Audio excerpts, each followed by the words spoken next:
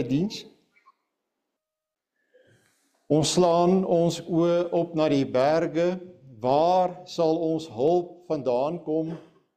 Ons hulp is in die naam van die Here wat die hemel en die aarde geskape het. Genade en vrede vir julle van hom wat is en wat was en wat kom, en van die 7 geeste wat voor sy troon is, en van Jesus Christus die getroue getuie, die eersgeborene uit die dode en die owerste oor die konings van die aarde. Amen. Kom ons sing saam Psalm 149 vers 1 en 2.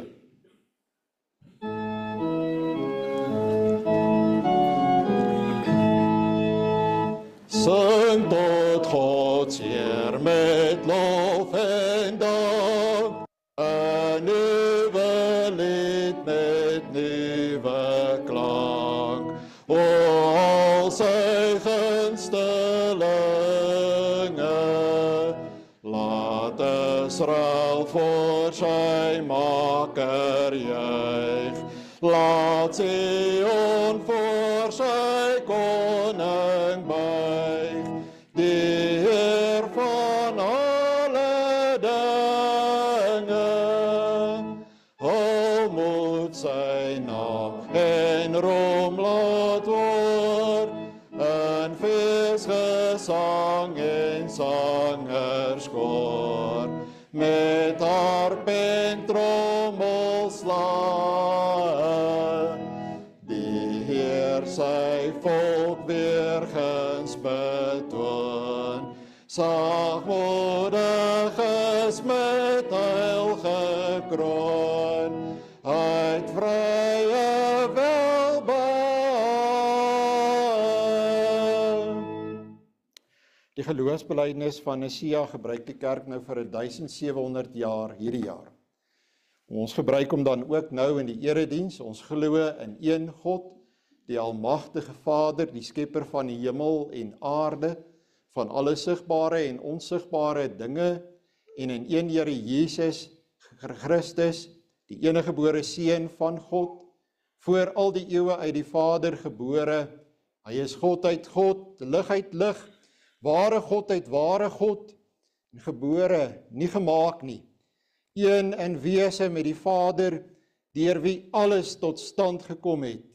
Hy het ter wille van ons mense en ons saligheid uit die hemel neergedaal, en het deur die Heilige Gees uit die maagd Maria vlees geword. Hy het mens geword. Onder Pontius Pilatus is hy gekruisig. Hy het gelei en is begrawe. Op die 3de dag het hy volgens die skrifte opgestaan, en hy het na die hemel opgevaar. Hy sit aan die regterhand van die Vader, en hy sal met heerlikheid terugkom om die lewendes en die dooies te oordeel.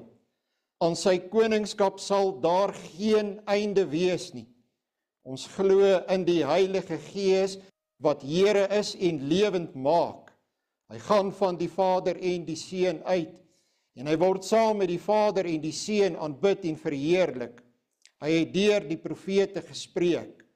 Ons glo aan een heilige, algemene en apostoliese kerk.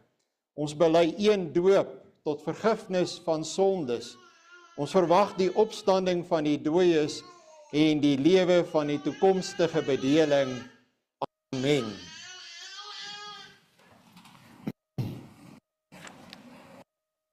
Ons luister, broer en suster, nou na die wet van die Here uit Deuteronomium hoofstuk 5 vanaf vers 6. Ek is die Here jou God wat jou uit Egipte uit die plek van slawerny bevry het. Jy mag naas my geen ander gode hê nie. Jy mag nie vir jou 'n beeld of enige afbeelding maak van wat in die hemel daarbo of op die aarde hieronder of in die water onder die aarde is nie. Jy mag hulle nie vereer of dien nie, want ek, die Here jou God, eis onverdeelde trou aan my. Ek reken kinders die sondes van hulle vaders toe, selfs tot in die 3de en 4de geslag van die wat my haat. Maar ek betoon my liefde tot aan die 1000ste geslag van die wat my liefhet en my gebooie gehoorsaam. jy mag die naam van die Here jou God nie misbruik nie, want die Here sal die een wat sy naam misbruik nie ongestraf laat bly nie. Jy moet die Sabbatdag so deurbring, dat jy dit heilig hou, soos die Here jou God jou beveel het. 6 dae moet jy werk en alles doen wat jy moet, maar die 7de dag is die Sabbat van die Here jou God, dan mag jy geen werk doen nie, nie jy of jou seun of jou dogter, of die man of vrou wat vir jou werk, of jou bees of jou donkie, of enige dier van jou of die vreemdeling by jou nie, sodat jou werksmense kan rus soos jy. Jy moet daaraan dink dat jy in Egipte 'n slaaf was en dat die Here jou God jou deur sy groot krag en met magtige dade daaruit bevry het. Daarom het die Here jou God jou beveel om die Sabbatdag te onderhou. Eer jou vader en jou moeder, soos die Here jou God jou beveel het, dan sal jy 'n lang lewe hê en sal dit goed gaan met jou in die land wat die Here jou God vir jou gee. Jy mag nie moord pleeg nie, jy mag nie egbreek pleeg nie, jy mag nie steel nie, jy mag nie vals teen 'n ander getuig nie, jy mag nie iemand anders se vrou begeer nie, jy mag nie sy huis begeer nie, ook nie sy grond, sy slaaf of slavin, sy bees of donkie of enigiets anders wat aan hom behoort nie.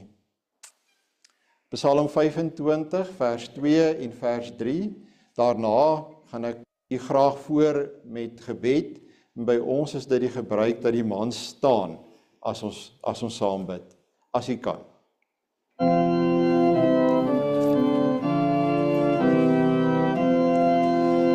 Leer my Heer u reg te weë, wys die regte pad my aan, maak my hart daartoe genee, om met lus daarop te gaan, wil my deur u waarheid leer, lei my dwalende gedagte, want u is my heil, o Heer, u is ek altyd te wagte, dink aan my en mededoe,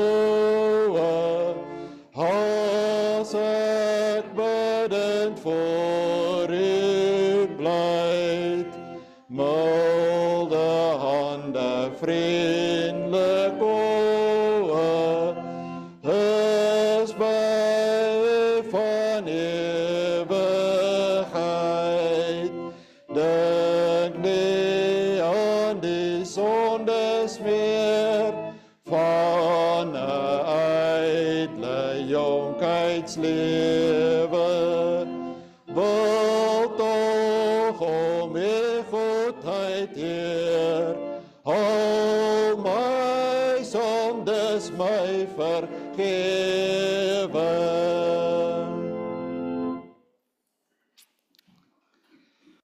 Ons Vader wat in die hemel is, ons as mense is sondaar mense, ons het niks om ons op te beroem nie, ons is niemand nie, ons van genade wat u vir ons gee, ons is dikwels hoogmoedig, baie tevrede met onsself, ons bid Here dat u ons in die genade sal aansien. Ag Here, reken ons tog die sonde nie toe nie. Gee dat ons werklik sal verander. Ons bid in die besonder vir broer Frik Breed, dat u in broer Frik se hart wil werk, dat die kerkraad nie sal moedeloos word om met hom te praat nie, dat die gemeente vir hom sal bly bid. Ag Here, as u dit in u genade kan vind om die broer te lei op 'n pad van berou en bekering, dan sal dit ons almal groot vreugde en blydskap verskaf. Maar ons weet ook dat ons kan nie anders as om gehoorsaam te wees aan dit wat u Seun vir ons gesê het nie. En dit verg ook baie moed en krag. En Here, ons bid dat u ook dit vir ons sal gee as dit nodig is, dat ons ook met moed en krag reg sal optree, dat ons nie sal bang wees om te doen wat ons moet doen nie. Ons bid, Here, dat u ook die ouers en die kindjie sal seën wat vanoggend hulle kindjie bring om gedoop te word. Ons bid, Here, dat u die bediening van die woord sal seën, dat ons elkeen iets sal hoor wat vir ons van waarde en betekenis is. Wil u dit wegneem wat verhoed dat ons nou kontak maak met u, dinge wat ons aandag kan aftrek. Ja, laat ons werklik in kontak kom met u. So bid ons hierdie gebed in die naam van die Seun, ons Here Jesus Christus. Amen. Geliefde broer en suster, ons lees saam vir die eerste preek, Genesis 17 vers 7 tot 22. Genesis 17 vers 7 tot 22. So baie kort gedeelte. Ek wil net die aandag daarop vestig, let op die woorde geslag, hoe belangrik die idee van 'n geslag is. Ek sal vir die kinders net gou verduidelik wat 'n geslag is. Verder het God aan Abraham gesê, maar jy moet my verbond hou, jy en jou nageslag na jou, van geslag tot geslag. Dit is my verbond wat julle moet hou, tussen my en julle en jou nageslag na jou. Al wat manlik onder julle is, moet besny word. Julle moet aan die vlees van julle vooruit besny word, en dit sal 'n teken wees van die verbond tussen my en julle. 'n Seentjie van 8 dae dan moet onder julle besny word, al wat manlik is in julle geslagte. Die wat in jou huis gebore is en die wat van enige vreemdeling met geld gekoop is, wat nie van jou geslag is nie. Die wat in jou huis gebore en die wat met geld gekoop is, moet sekerlik besny word. So moet dan my verbond in julle vlees wees as 'n ewige verbond. En wat manlik is en die vooruit het, wat nie aan die vlees van sy vooruit besny is nie, die siel moet uit sy volksgenote uitgeroei word. Hy het my verbond verbreek. En verder het God aan Abraham gesê, Sarai, jou vrou moet jy nie Sarai noem nie, maar haar naam sal Sara wees. En ek sal haar seën en jou uit haar ook 'n seun gee. Ja, ek sal haar seën, sodat sy tot nasie sal word. Konings van volke sal uit haar voortkom. Toe val Abraham op sy aangesig en hy lag en sê in sy hart, kan daar vir een wat 100 jaar oud is 'n kind gebore word? Of kan Sara wat 90 jaar oud is, baar? En Abraham sê aan God, ag, mag Ismael lewe voor u aangesig. En toe antwoord God, voorwaar, jou vrou Sara sal vir jou 'n seun baar, en jy moet hom Isak noem. En ek sal my verbond met hom oprig as 'n ewige verbond vir sy nageslag na hom. Ook wat Ismael aangaan, het ek jou verhoor, kyk, ek seën hom en maak hom vrugbaar en vermeerder hom buitengewoon. 12 vorste sal hy verwek en ek sal hom 'n groot nasie maak. Maar my verbond sal ek oprig met Isak, wat Sara vir jou ander jaar op hierdie tyd sal baar. En nadat hy klaar met hom gespreek het, het God van Abraham af opgevaar. Vers 19. Toe antwoord God, voorwaar, jou vrou Sara sal vir jou 'n seun baar, en jy moet hom Isak noem, en ek sal my verbond met hom oprig as 'n ewige verbond vir sy nageslag na hom. Ons lewe nou in 2025, so dis 2025 jaar, nee. So wanneer het Abraham gelewe, weet jy, min of meer? Kom ons rond dit af en ons sê, Abraham het gelewe in 1900 jaar voor Christus. En as jy die verband aanvaar, en daar is, glo my, 'n verband, ek sal dit dalk net kortliks sê, tussen die sakrament van die besnydenis en die doop, dan praat jy van iets wat meer as amper 4000 jaar oud is. Iets wat amper 4000 jaar oud is. Wat ken jy wat amper 4000 jaar al gebeur? Wat mense onderhou. Nou, ek sal dalk nou maar moet sê, dat, kyk, daar was net 2 sakramente in die Ou Testamentiese bedeling. En dis natuurlik die besnydenis en die Pasga. En beide van hulle het met bloed gepaard gegaan. Die besnydenis van die seentjie was daar bloed. Die slag van die lammetjie met die Pasga, daar was bloed. En wat het daai bloed gesê? Daai bloed het heen gewys na die Here Jesus. As die Here Jesus kom, net God kan die sakrament vernuwe. Dan vernuwe hy die sakrament net op een punt, net ten opsigte van een aspek. Dit is nie totaal 'n nuwe verbond nie. Die boeke van die Bybel sê dit. Ons praat byvoorbeeld van die boeke van die ou verbond en die boeke van die nuut gemaakte verbond. Dis eintlik wat dit is. Selfde boeke. So wat is die aspek wat die Here vernuwe? Die bloed. Is nie meer nodig vir bloed nie. Sy bloed het gevloei op Golgotha. So dit is nie meer nodig vir bloed nie. So daai 2 sakramente, die besnydenis word doop, die Pasga word nagmaal. Daar is nie 7 sakramente. Byvoorbeeld soos wat die Rooms-Katolieke dit het nie. Hulle het by 7 uitgekom, omdat hulle glo dat die kerk kan sakramente instel. Nou baie mense vandag wil nie 'n kinderdoop aanvaar nie. En wat gebeur het in Suid-Afrika is, jy het eintlik 'n totale verskywing gehad. Meeste kerke het nog die woord gereformeerd in hulle naam, maar hulle het eintlik nie meer 'n gereformeerde siening nie. Hulle siening is metodisties, Pinkster, Anabaptisties of wederdopers. Enige van daai name kan jy kies. Dit is nie meer 'n gereformeerde siening nie. Wat is 'n gereformeerde siening? Oomblik as jy dit sê, dan sal jy sê, mense hou nie van die woord teologie nie, maar wat is die teologie van 'n gereformeerde siening? Dis 'n verbondsteologie. Wat sê dit?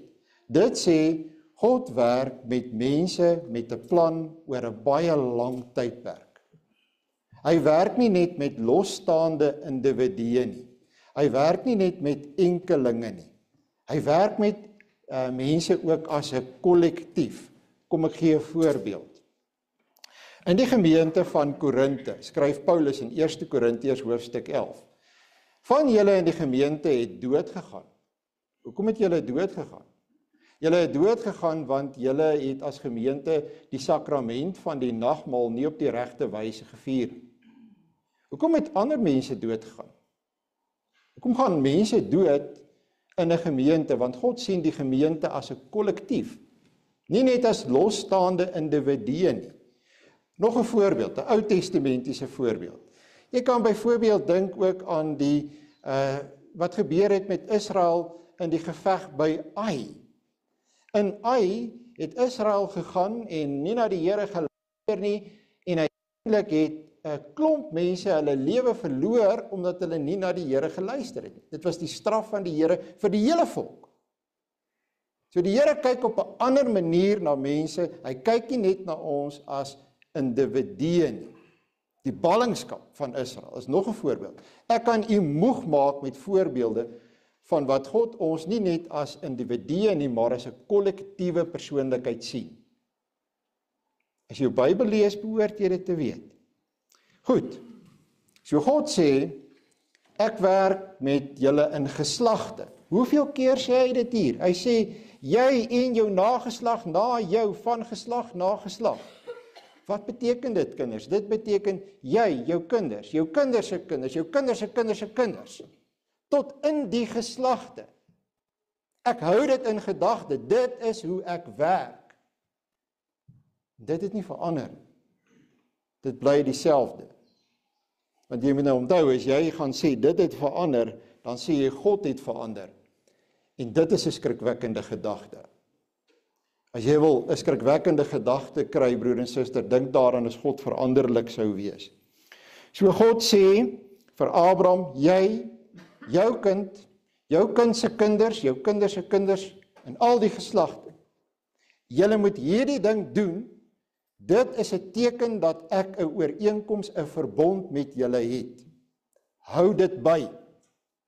Dit begin van ons af 4000 jaar gelede. Dit is een van die oudste praktyke wat die mensdom mee besig is. Dit is dieselfde geloof in een en dieselfde God wat Abraham aanbid het. U kan nie vir my vertel dis 'n ander God nie. Dis dieselfde God. Hoekom sal hy op 'n ander manier moet werk nou ewe skielik? Sê jy dit vir my? Omdat hy agtergekom het soos wat ek agtergekom het nou dat ek ouer word. 'n Paar dinge wat ek gedoen het toe ek jonger was verkeerd en ek moet 'n verandering maak. Dan dink jy op 'n menslike wyse van God en dis problematies. Moenie so aan God dink nie. God hoef nie veranderings te maak nie. Hy hoef nie regstellings te maak nie. Ek dink jy verstaan.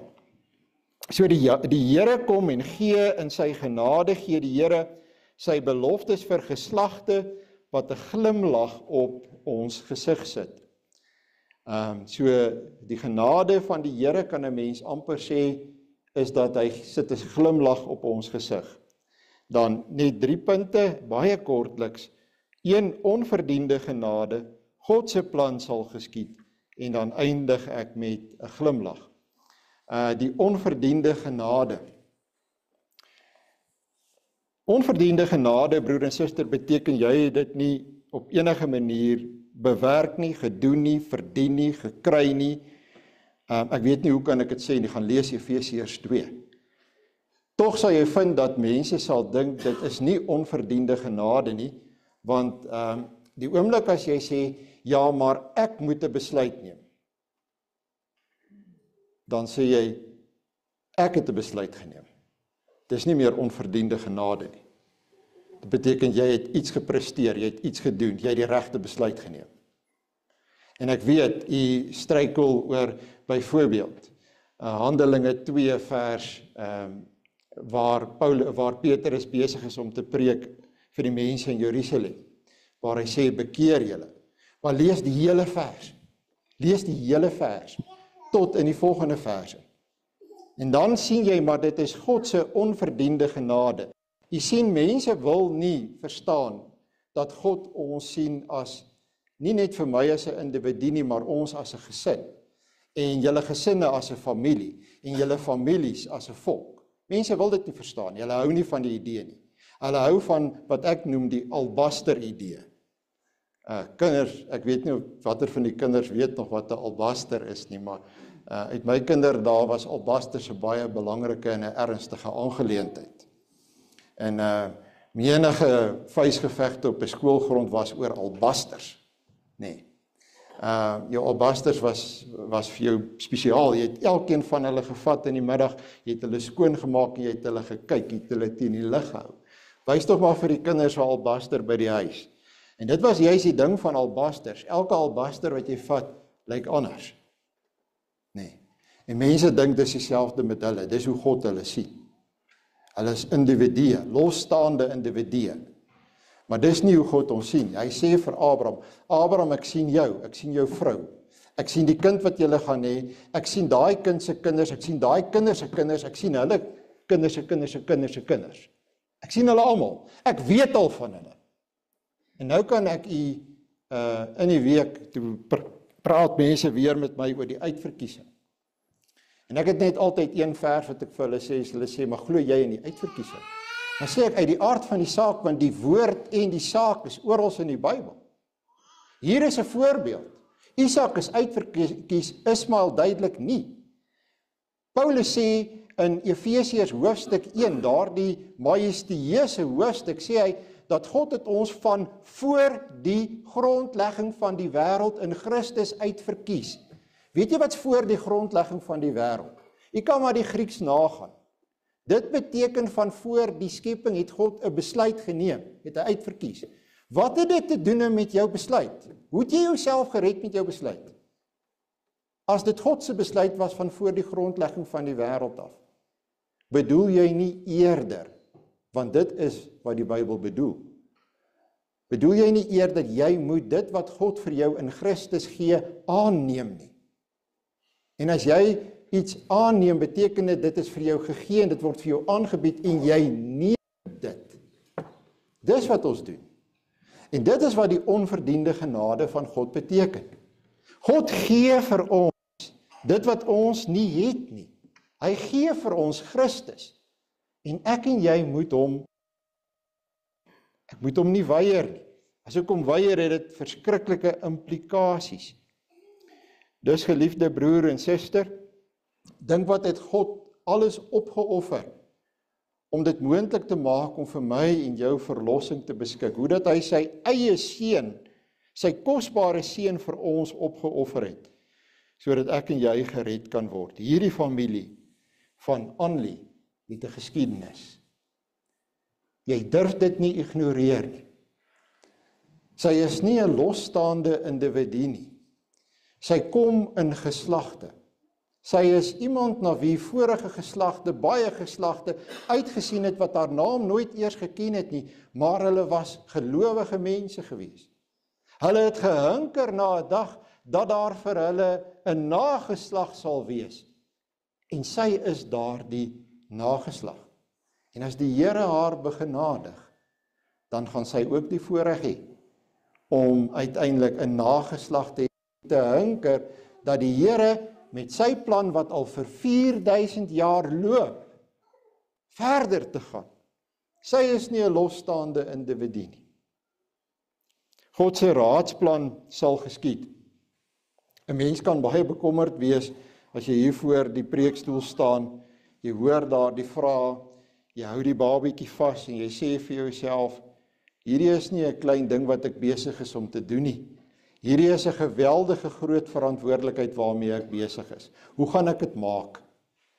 Hoe gaan ek hierdie kind groot maak dat sy nie die nageslag, die voorgeslagte en die nageslag in die steek laat nie? Jy kan bang raak vir so iets, as jy enigstens besef hoe groot hierdie ding is waarvan ons praat. En daarom, broer en suster, kom God met sy beloftes. En die doop is 'n geloofsdaad. Dit is absoluut 'n geloofsdaad van twee mense. Van 'n pa en van 'n ma in hierdie geval wat sê, Here, in ons is daar nie krag nie, maar ons is bereid om die verantwoordelikheid te aanvaar, om seker te maak dat die skakels van hierdie ketting nie breek nie. Om te doen wat ons kan doen as ouers.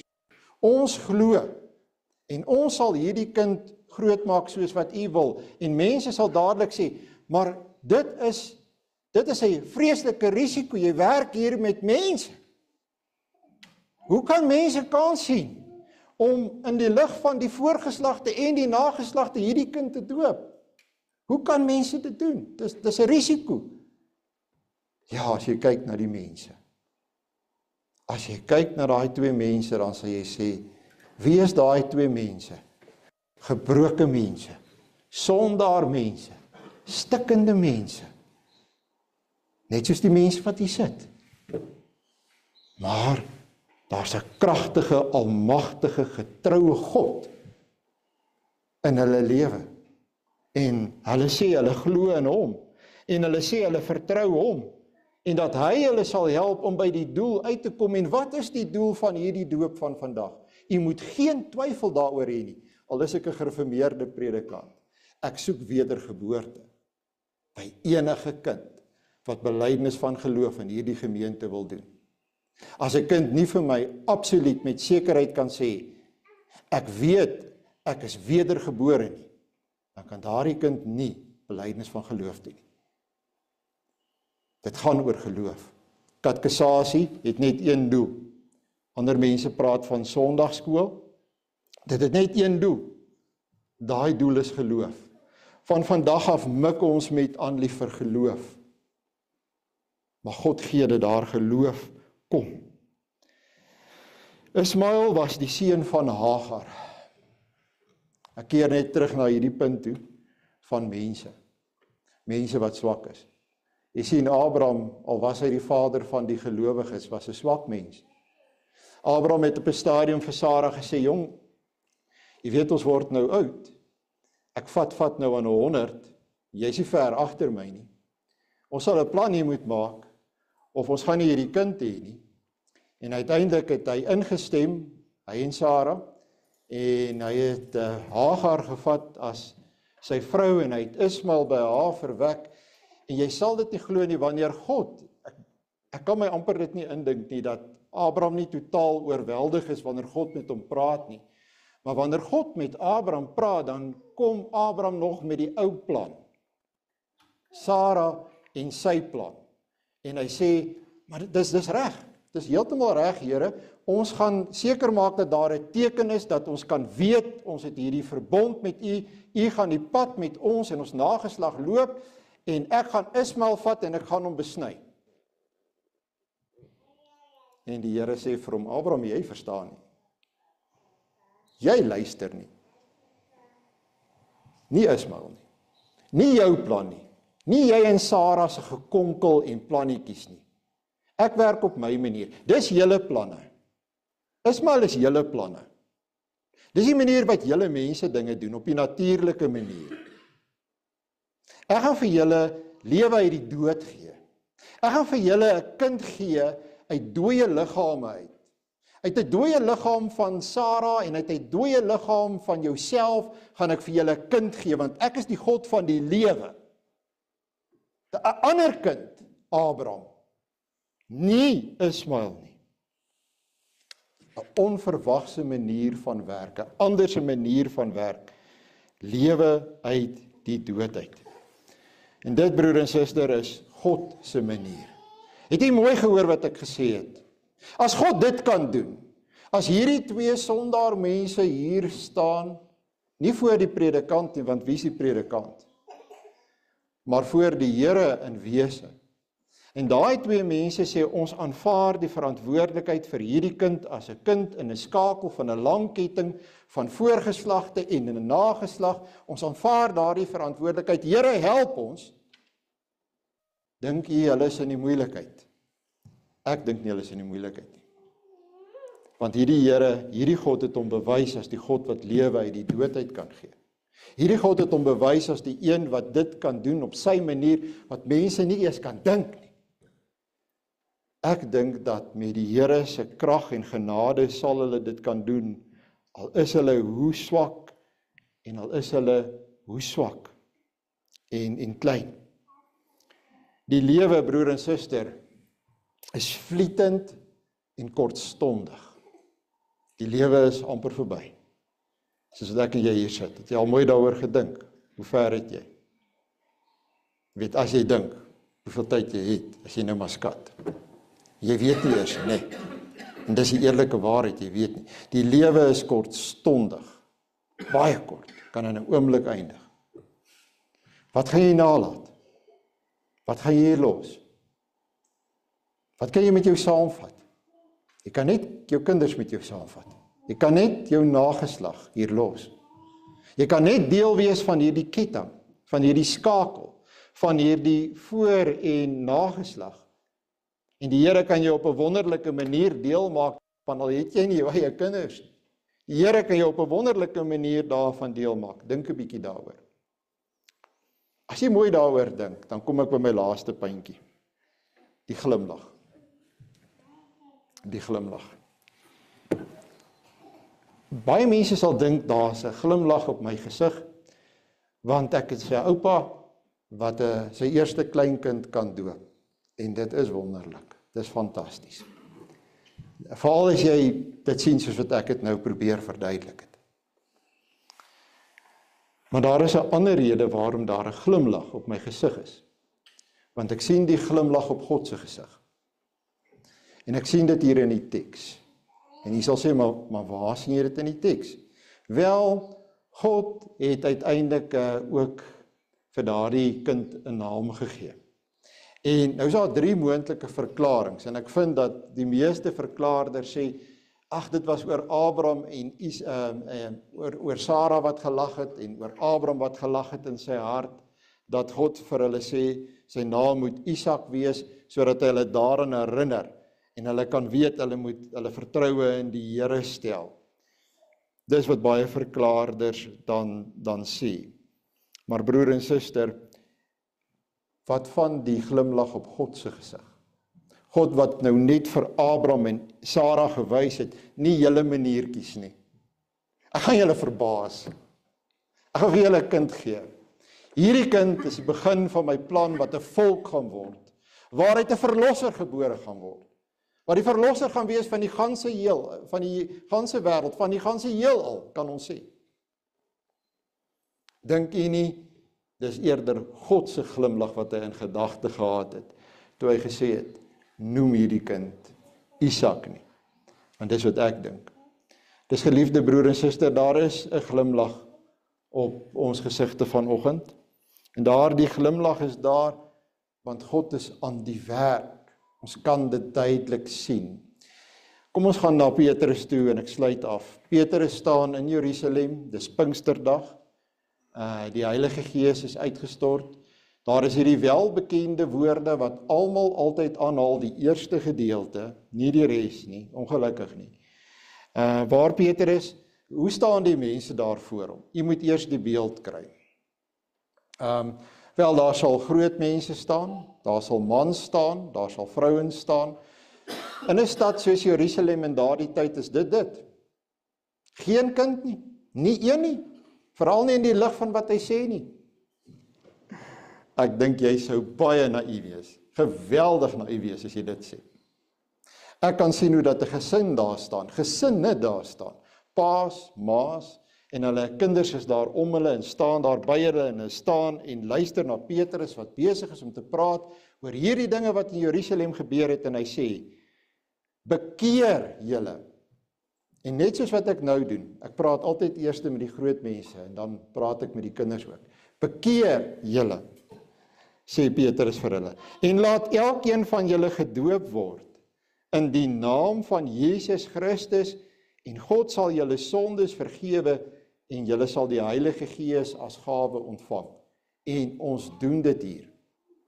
Ons doop groot mense wat nog nie gedoop is nie. Ons doen dit presies so.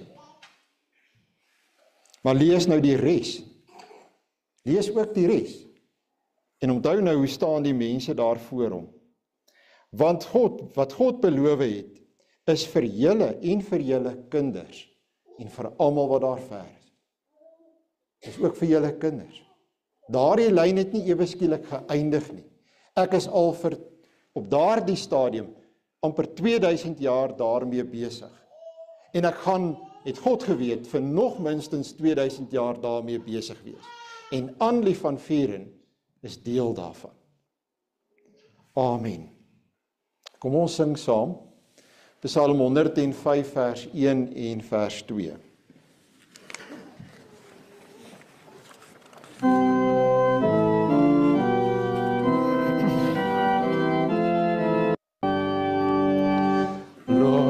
Loof die Heer van alle ere, verhoog sy naam en gee hom Here.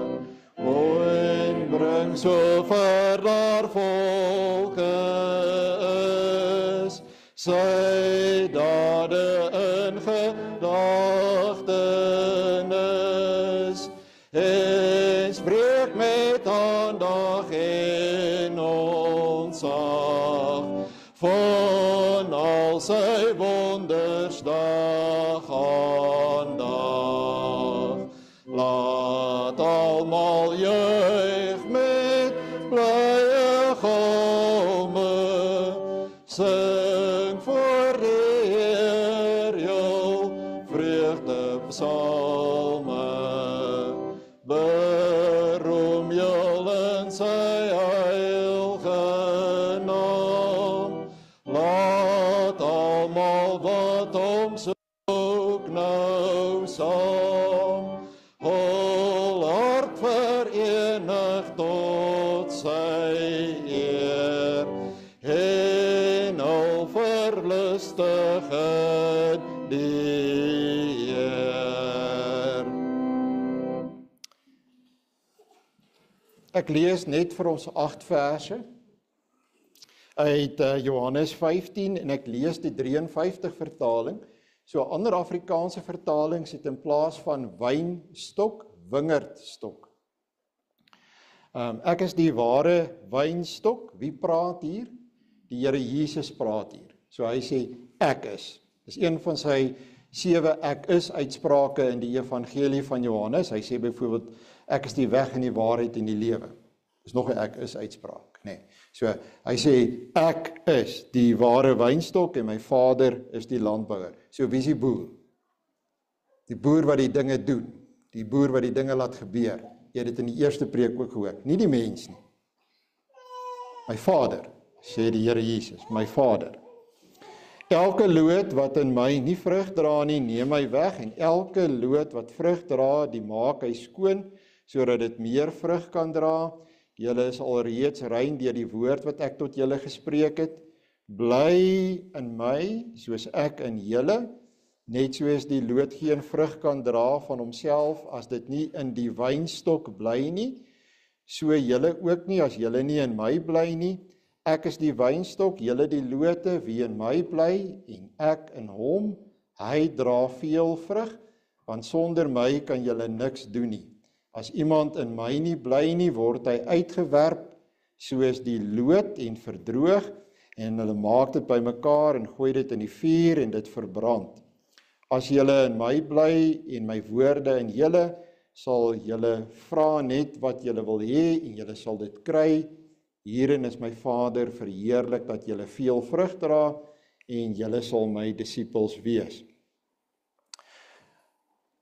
So rukkie gelede het ons die voorreg gehad om in die Kaap te wees en dit was die tyd wat hulle die wynstokke gesnoei het. En dit is altyd vir my verbasend en dit was by 'n landgoed wat ek glo hulle weet wat hulle doen. Net nou klink dit of ek 'n advertensie wil maak. En dis verbasend eintlik wat staan net daar. Jy weet, ek probeer nou eintlik vir die kinders dit verduidelik, wat is 'n wingerd of 'n wynstok? Dis eintlik daai deel wat met die wortels in die grond staan, die stam wat so opkom, vra 'n bietjie vir pa en ma as jy dalk in die Kaap kom dat hulle vir jou wys. En dan is dit, as dit gesnoei is, net sulke kort puntjies van lote wat daar staan. Partykeer afhangende van die kultivar wat hulle mee besig is. En jy sal dink hulle het daai ding tot in die grond toe doodgesnoei. Maar éventueel begin daardie wingerdstok lote te stoot en dis altyd by 'n ander geleentheid weer het ek dit gesien. Dis die mooiste, delikaatste, ligte groen, fyn amper lyk soos draadjies wat so uitgestoot word. Nee. En aanvanklik party het nou blaartjies en dan is daar daardie draadjies wat so wat hulle so oplei teen die draad wat so hardloop. En so, ek is natuurlik nou nie 'n wynboer, julle kan dit ook, maar ek dink ek probeer dit maar net verduidelik. So daai wynstok is geweldig belangrik, daai deel wat in die grond staan. En die Here Jesus kom en hy sê, die wynstok is die heel belangrikste, en as jy vir 'n wynboer vra, wat kan skeefloop op hierdie plaas, dan sal hy vir jou sê, alles kan afbrand, alles kan skeefloop, maar my wingerd, daai wynstokke moet net nie beskadig word nie, want van daardie goed kom al 300 of 400 jaar saam met ons. As dit moet beskadig, is dit die einde van, dink maar aan jou gunsteling wyn wat jy drink. Dan kan ons nie voortgaan. Dis hoe belangrik die wynstok is. Dit is die plek. Dit is wat hulle wyn karakter gee. Dit is wat die plek maak. So die wynstok is verskriklik belangrik. Die Here begin hierdie hoofstuk met, ek is die wynstok. Hy sê, ek is die een. Ek is die een. Sonder my is daar niks nie. As jy my wegvat, Jesus Christus, as jy my wegvat, dan is daar niks nie. My Vader, wat hier rondloop en hierdie wynstok vertroetel en versorg, hy is die boer. Die mens kom nog nie ter sprake nie. Die mens is die lote. Nou, wat baie keer gebeur om tyd te spaar, en as 'n wynboer goeie wyn wil maak, dan sal hulle op so 'n wynstok sny hulle so keep in en dan bring hulle lote van 'n ander tipe wynstok en hulle sit dit daarin en hulle draai dit vas met 'n draadjie of met spesiale band en hulle los dit so en jy sal dit nie glo nie, daai loot groei verder. Al is hy ingeënt op daardie wynstok. Nou vandag is hier ou lote. En in terme van Anlie is hier ou lote. Erg die oudste lote wat daar kan wees, is vandag hier. Daar is ou lote ingeënt op die wingerdstok, maar daar is ook nuwe lote wat nou ingeplant word op die wingerdstok wat vrug dra vir die Here. Dit is 'n baie eenvoudige beeld. Wat die Here met hierdie beeld vir ons wil sê, Annie se oupa en ouma Grootjie is deel van die ou lote. Haar oupa en haar oumas is ook ou lote. Maar sy is 'n nuwe loot. En ons almal het dieselfde doel. En dit bring ons dan by ons 3 punte. En dis nie 3 lang punte nie, is eintlik baie eenvoudig. Die ou lote wat op die wingerdstok ingeënt is, die ander nuwe lote wat steeds ingeënt word op die wingerdstok, en al die lewende lote moet vrug dra aan die wingerdstok. Die probleem is nie met die Here nie, die probleem is met my. Ek het gebrekkige verstaan. Ek verstaan nie altyd alles wat die Here met die Bybel probeer sê het nie. Ek kan nie die Bybel in sy volle diepte altyd oopmaak nie, want ek is 'n mens en ek is baie beperk. Die Here kies 'n perfekte beeld, maar ek kan hierdie beeld nie tot sy volheid gebruik, al wil ek nie. Ek is beperk. En die probleem is, die beeld van die Here werk so goed, maar wat ek nie kon by uitkom nie en wat u moet besef, die punt van hierdie gedeelte is, jy moet die verbinding met die wynstok hou. Nou is ek 'n ou loot, wat ingeënt is op my pa en ma, wat ook ou lote was. En Anlie is weer 'n nuwe loot. En al wie daarvan kan sin maak, is om te sê, in die beeld werk dit so bietjie anderste as wat dit regtig werk met druiwe in die Kaap, byvoorbeeld. Ons is die draers van die nuwe lote. Maar ons almal is verseker ingeënt in die wynstok. As ons ooit daai verbintenis verloor, dan val alles uitmekaar uit. Dan is alles verniet, dan is alles verby, en ek wil vir u dit so sê, dan het ons lewe nie 'n doel nie. Dan het ons lewens nie in ons doel geslaag nie. Want deel van ons doel is juis hierdie geslagte wat moet voortgaan. En weer eens ek sê, dit is nie dat jy moet kinders van jou eie hê nie. Die Here skakel jou op 'n wonderlike manier in en maak jou deel van die ou lote wat nuwe lote moet dra en nuwe lote moet voorthelp in die lewe. Dit is 'n baie eenvoudige beeld, 'n perfekte beeld, en uiteindelik wil die Here net daarmee vir ons sê, die ouer lote het 'n verantwoordelikheid. Ek was self op 'n stadium 'n babietjie loot, ons almal was, maar babietjie lote word ou lote. Ons tyd kom en ons tyd gaan verby. En dan uiteindelik sien ons uit na wat word van daardie babietjie lote. Hulle is die lote wat dan die vrug moet dra, wat ons nie meer kan dra nie. Daardie vrug kan hulle net dra, as hulle werklik in verhouding bly met die Here Jesus en met sy Gees. Dis geliefde broer en suster, die fokus is vir ons altyd op die wynstok, is altyd op die Here, altyd op daardie verhouding met hom. En daarom het ek ook doopkategese gedoen. Ek het alweer vergeet om vir die kerkraad te sê. Ek raak regtig nou oud. Ja, ek het doopkategese by hulle gedoen. Ek het baie ernstig met hulle gepraat oor hulle verantwoordelikheid ten opsigte van die kind. En as jy gewonder het, ek doen dit elke keer, maak nie saak of jy 5 kinders het nie. Jy gaan my elke keer sien. Ek gaan elke keer met jou praat. Ek sal ander goed sê. En ek gaan elke keer preek. Dit is 'n groot verantwoordelikheid wat ons baie ernstig moet opneem. So kan daar uiteindelik heeltemal nuwe lote ingeënt word op die wynstok. Kyk, ek praat nou van mense wat nog nooit 'n band met die Here gehad het nie. Jy weet hoe voel ek oor sending en hoe belangrik dit is. In hierdie gemeente kan ek vanoggend vir u hulle amper so wys. Waar die Here mense gaan haal het. En hy het hulle gebring en hy het hulle hier kom inent op hierdie wynstok. Hierdie wynstok van hierdie gemeente is Jesus Christus. En wanneer jy 'n wingerd sny, nee, dan kom maar 'n bietjie sap uit. Weet u hoe word ons Here Jesus Christus gesny elke keer wanneer iemand van buite af op hom ingeënt word? Al is dit 'n nuwe loetjie ook soos Anlie. Hy bloei. Dis juist wat hy gedoen het. Hy bloei sodat daar uiteindelik lewe kan wees en vooruitgang kan wees en groei kan wees. Hy het gebloei vir jou.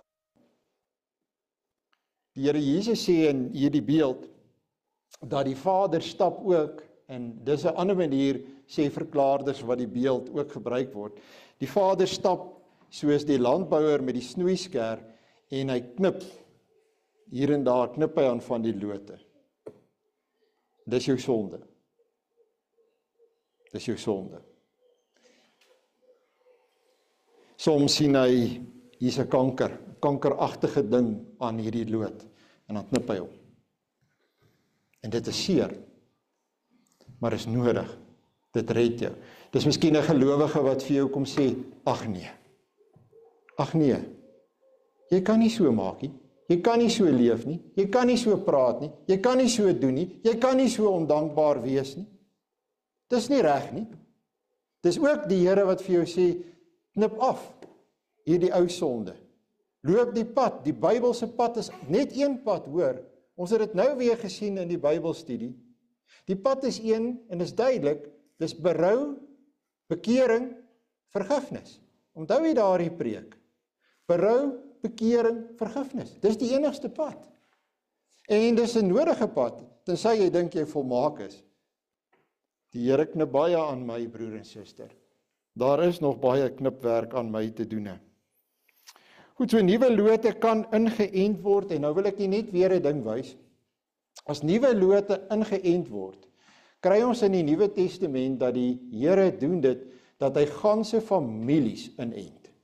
Ja, 'n pa, 'n ma en waarskynlik kinders ook, al lees ons nie van hulle nie. Byvoorbeeld in Handelinge 16 vers 15, Lydia en haar gesin. Nou, ek weer eens, dit sal vir my baie onwaarskynlik wees as jy vir my sê Lydia en haar gesin beteken Lydia en haar man, want dan sou hy gesê het Lydia en haar man. Daar staan Lydia en haar gesin.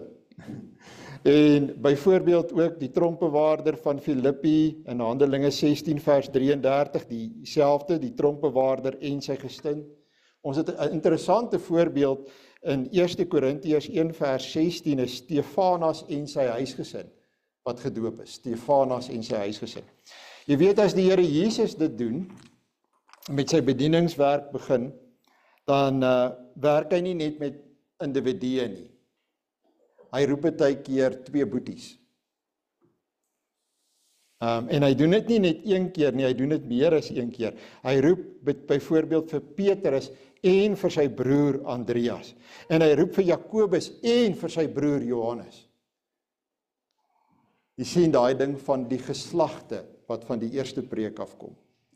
So die Here werk met ons en met ons kinders. Nou wat is die doel van dit alles? Wat is die moeite wat God het met hierdie hele proses van 'n wynstok en van inent en van lote? Wat wil hy bereik? Net een ding. Ek dra vrug na die beste van my vermoë. Soms baie gebrekkig. Soms is ek self nie eens daarmee tevrede nie. Is ek selfs daaroor skaam. Maar ek probeer vrug dra. Maar ek weet ook dat my tyd kom en my tyd gaan verbygaan. dat jou vrug, het jy gedra wat jy kon. Dan moet daar nuwe lote wees. Waar gaan daai nuwe lote vandaan kom? Ja, die Here kan hulle van buite af gaan haal en kom inent in sy kerk, maar baie van daardie nuwe lote kom deur die kinders wat ons het. En hulle gaan dan die vrug dra. Hierdie gemeente word gedra deur baie mense wie se voorsate hier was. En nou is jy al 'n ou loot, maar jy kan so rondkyk en jy hardloop sulke klein kindertjies rond. En hulle is die klein looitjies wat ons dophou met die oog op die toekoms. En ons glo, daar gaan vrug wees, omdat ons so seker is van onsself. Nee, omdat ons so seker is van ons God, en omdat ons so seker is van die verlossing, wat hy vir ons beskik het. Mag die Here gee dat Annelie ook een van daardie lote sal wees, wat sal vrug dra in sy kerk en in sy koninkryk, en dat sy saam met ons dit sal beerf, waarna ons almal uitsien, dit wat by hierdie tyd verbygaan en verby die wederkoms gaan, tot en wat ons noem die hiernamaals. Amen. Ek gaan nou daartoe oor om die formulier aan u voor te hou vir die bediening van die doop. Nou, die gedagte is, hierdie formulier is meer as 500 jaar oud. Dis die formulier wat alle Afrikaanse kerke nog altyd gebruik het. Deesdae is dit omtrent net die gereformeerde kerk wat hom nog gebruik en wat hom hier lees. Maar dit kom van, met ander woorde, die tyd van die synode van Dordrecht af, en dit kom weer van die hervormers af. So ek lees hom, dis eintlik ook soos 'n klein preekie, maar baie kort, en dan is daar vrae. Op 'n stadium sal ek vir Thomas en Leandri dan roep. Die hoofsaak van die leer van die heilige doop word in hierdie 3 punte saamgevat. Ons en ons kinders is in sonde ontvang en gebore, en is daarom onder die toorn van God, sodat ons nie in die koninkryk van God kan inkom nie, tensy ons opnuut gebore word. Dit word aan ons geleer deur die indompeling in en besprenkeling met die water, waardeur die onreinheid van ons siele aangetoon word. Ons word daardeur vermaan om 'n afkeer van onsself te hê, ons voor God te verootmoedig en ons reiniging en saligheid buite onsself te soek. Die heilige doop betuig en verseël aan ons die afwassing van ons sondes deur ons Here Jesus Christus. En daarom word ons gedoop in die naam van God die Vader en die Seun en die Heilige Gees. As ons in die naam van die Vader gedoop word, betuig en verseël God die Vader aan ons dat hy 'n ewige genadeverbond met ons sluit, dat hy ons tot sy kinders en erfgename aanneem, en ons daarom met alle goeie dinge wil versorg, en alle kwaad van ons wil afweer, of tot ons beswil wil beskik. As ons in die naam van die Seun gedoop word, verseël die Seun aan ons dat hy ons in sy bloed van al ons sondes afwas. Daarmee lyf hy ons in die gemeenskap van sy dood en opstanding in. Hy doen dit so dat ons van ons sondes bevry en voor God regverdig gereken word. Net so ook wanneer ons in die naam van die Heilige Gees gedoop word, verseker die Heilige Gees ons deur hierdie heilige sakrament dat hy in ons wil woon en ons tot lidmate van Christus wil heilig. Dit doen hy deur tot ons eiendom te maak wat ons in Christus het, naamlik die afwassing van ons sondes en die daaglikse vernuwing van ons lewe, totdat ons eindelik onder die gemeente van die wat uitverkies is, in die ewige lewe vlekkeloos gestel sal word.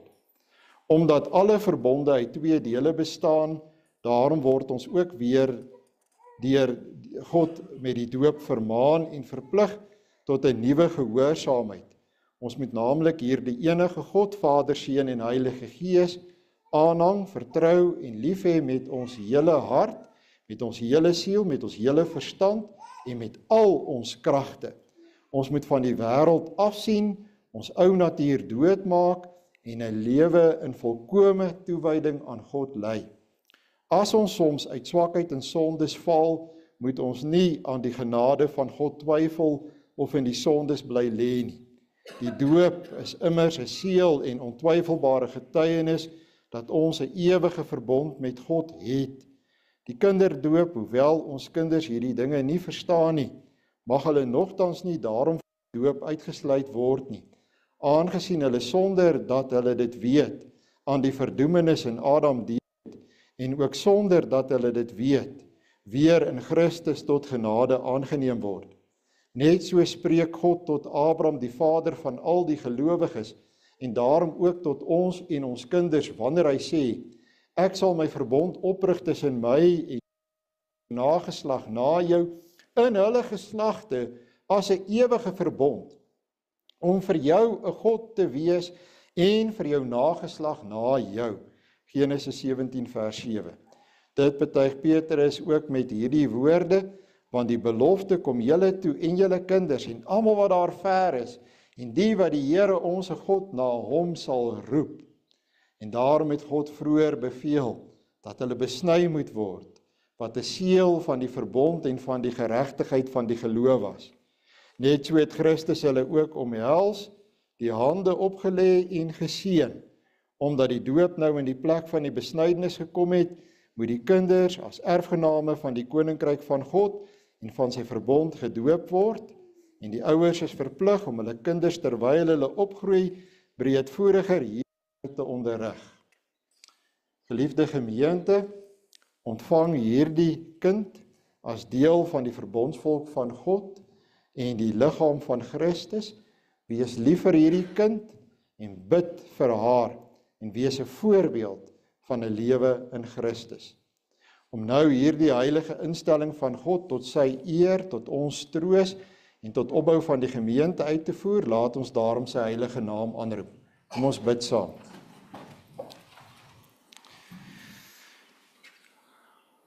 O almagtige ewige God, U het volgens U regverdige oordeel die ongelowige wêreld, wat geen berou gehad het oor hulle sonde nie, met die sonvloed gestraf en die gelowige Noag met sy gesin, slegs 8 mense, deur die groot barmhartigheid gered en bewaar. U die verharde Farao met al sy manne in die Rooi See verdrink, en die volk Israel op droë grond daardeur gelei, waardeur die doop dan afgebeeld is. Ons bid U op grond van U oneindige barmhartigheid, dat U hierdie kind van U in genade wil aansien, en deur die Heilige Gees in U Seun, Jesus Christus wil inlyf, sodat sy met hom in sy dood begrawe mag word, en met hom in 'n nuwe lewe mag opstaan. Ons bid U, laat sy hom haar kruis blymoedig dra, terwyl sy Christus daagliks navolg, en hom aanhang met opregte geloof, vaste hoop en vurige liefde.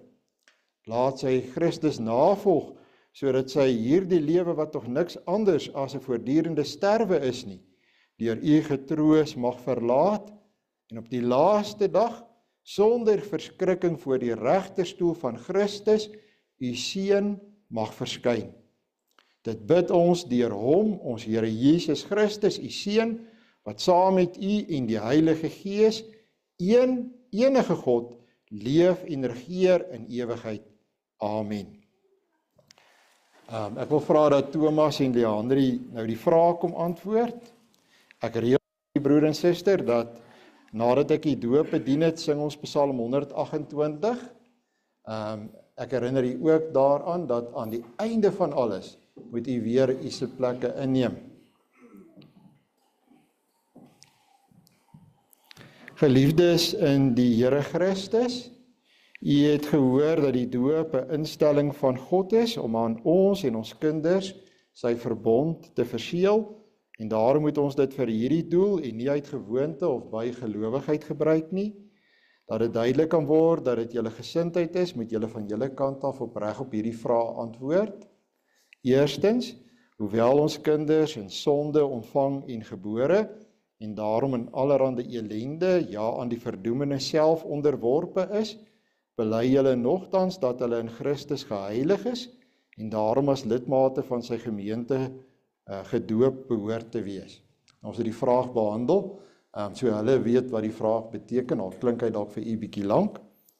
Bely dat die leer van die Ou en die Nuwe Testament, en dit wat in die artikels van die Christelike geloof vervat is, in die Christelike kerk hier geleer word, die ware en die volkome leer van die saligheid is. En beloof u en neem u voor om hierdie kindjie, van wie u die vader en die moeder is, wanneer sy dit kan verstaan, in die genoemde leer, na julle vermoë te onderrig en te laat onderrig. Thomas en Lia, wat is hier op julle belofte aan die Here? Baie dankie, Andy kan ingebring word.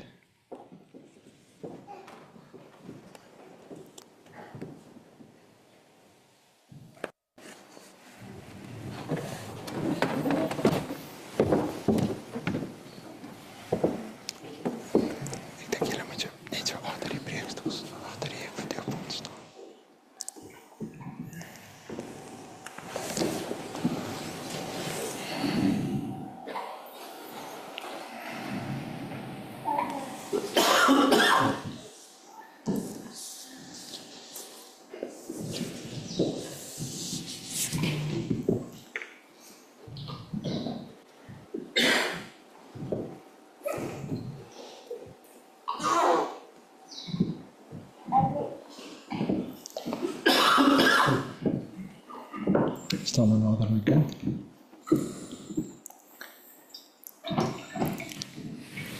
Annelie Maria van Vieren, ek doop jou in die naam van die Vader en die Seun en die Heilige Gees. Amen.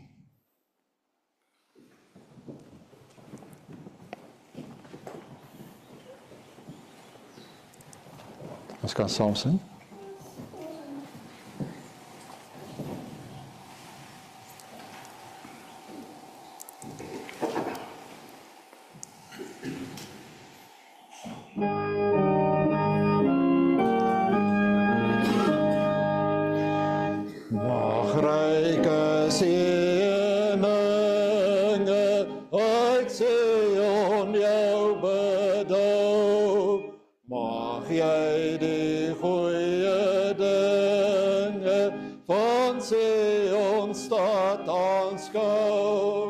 Mag jy nog op jou bede 'n akroos heen verkry en God van alle vrede mag Israels vrede bly.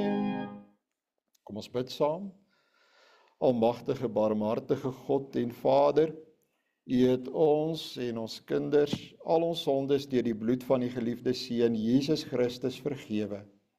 U het ons deur U Heilige Gees as lidmate van U eniggebore Seun en so as U kinders aangeneem. U bevestig en bekragtig dit alles met die doop en daarvoor dank en loof ons U. Ons bid U ook deur hom U geliefde Seun dat U hierdie kind altyd met die Heilige Gees wil regeer, sodat sy Christelik en in volkome toewyding aan U opgevoed mag word en in die Here Jesus Christus mag groei en toeneem. Laat sy so U vaderlike goedheid en barmhartigheid wat U aan haar en ons almal bewys het bely en in alle geregtigheid onder ons enigste leraar, koning en hoëpriester Jesus Christus lewe en moedig teen die sonde, die duiwel en sy hele ryk stry en oorwin. Wil U dit gee, sodat sy U en U Seun, Jesus Christus, en ook die Heilige Gees, die enigste ware God, ewig sal loof en prys. Amen.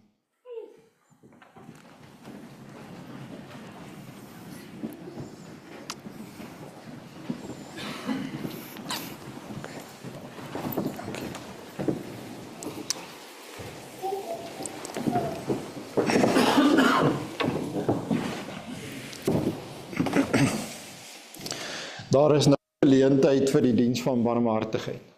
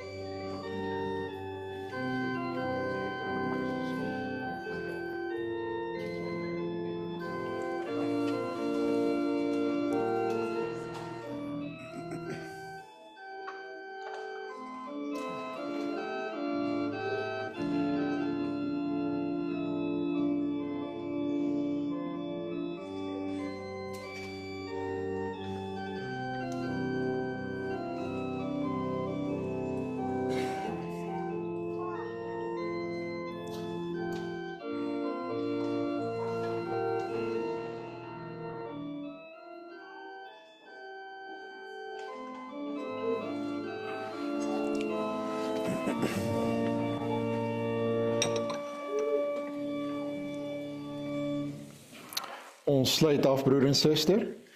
Ons gaan weer saam sing Psalm 105, vers 4 en vers 5.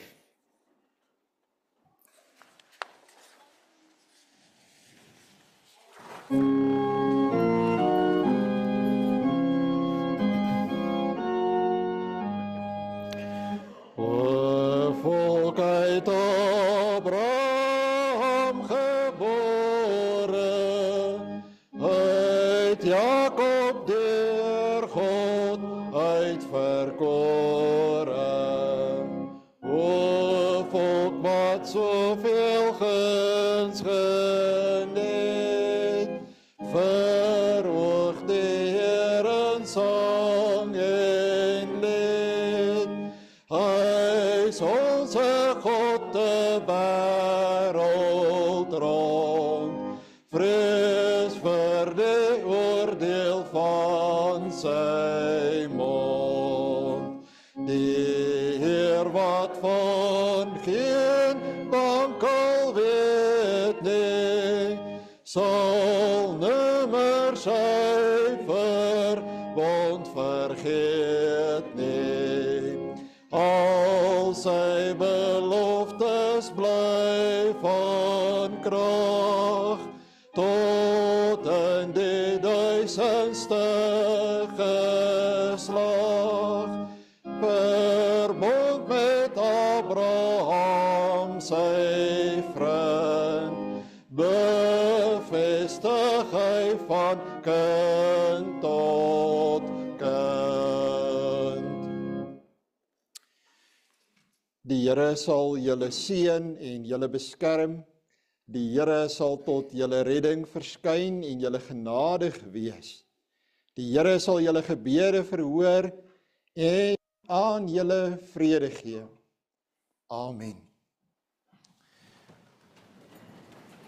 Ek wil net vra dat, as ek reg is, my vrou dink ek moet ook iets oorhandig. En Johanri en Thomas en Leandri. Ek dink dat Nicoline en Johanri moet ons eerste. Kom Johanri, te hoor jy skryf eksamen, weet jy al jy skryf eksamen?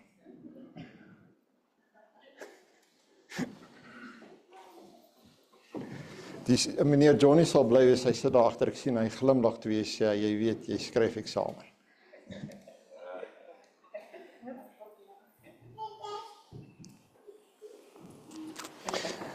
Ons gee vir die matrieks altyd so 'n geskenkpakkie, en dan Ters, baie dankie. Kom ek gee net vir jou die mikrofoon.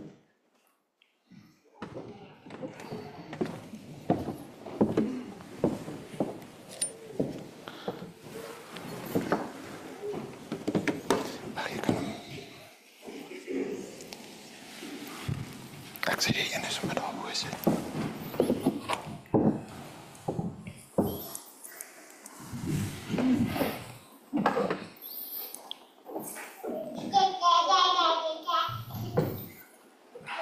Thomas, solank glo ek, as ek jy jou verstand het, was jy deel van ons gemeente.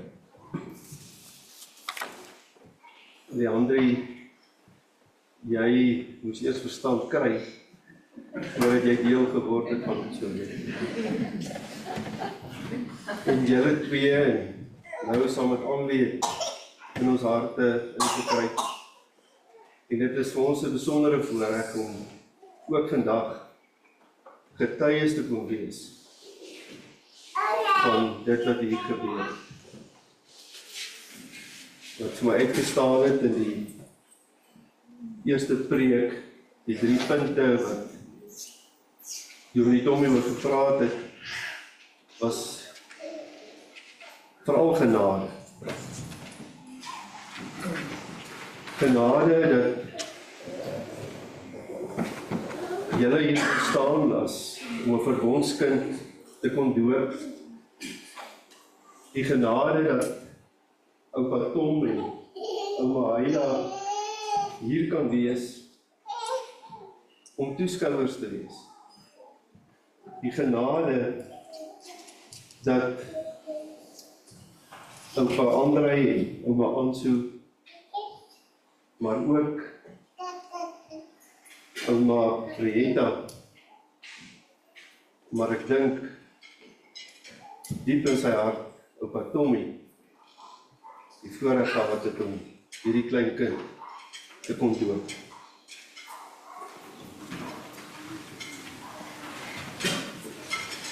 God se plan staan ver bo enige menslike plan.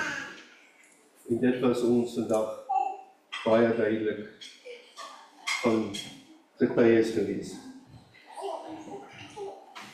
Daar is nie net 'n glimlag op oupa Tommy se gesig vanoggend nie. Almal van ons, en ons is werklik saam met julle dankbaar. Die kerkraad wil vir julle 'n psalmboek gee wat julle vir daai klein liefde, hondjie liefde in jou hande meer kan groot maak.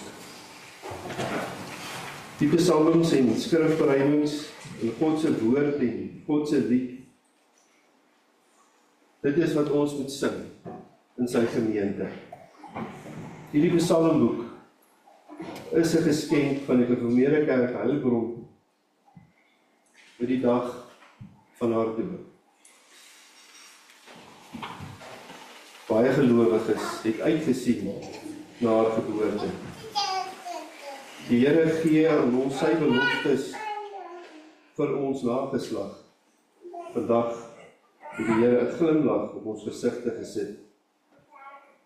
En dit is daardie teksvers, en is hier aangeteken, Genesis 17, vers 19. En onthou altyd, Isak beteken glimlag. En dan die Bybel. Dit is die rigsnoer, Thomas. Onthou, jy is die man in die huis. Jy is die een wat rigtinggewend gaan wees. Jy het al twee beloftes nou afgelê. Maar jy gaan die een wees, op wie dit neerkom. Jy gaan hierdie Bybel, wat die kerkraad vir jou gee, moet gebruik. Om vir die Andrie by te staan, om vir Andrie te leer. Tot sy oor plus minus 17 jaar, weer hier gaan staan, om haar belydenis van geloof te doen. Die oupa Thomas, Tommy, het die voorreg gehad om jou vandag te doop. Vandag is jy as 'n nuwe loot ingeënt op ons ware wingerdstok, Jesus Christus. En ook daardie teks is in hierdie Bybel aangeteken. Bly altyd vir hom, getrou aan hom, die res van jou lewe. Baie geluk julle.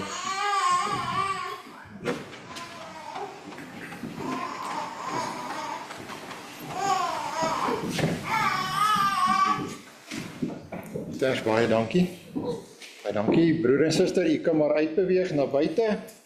Baie dankie.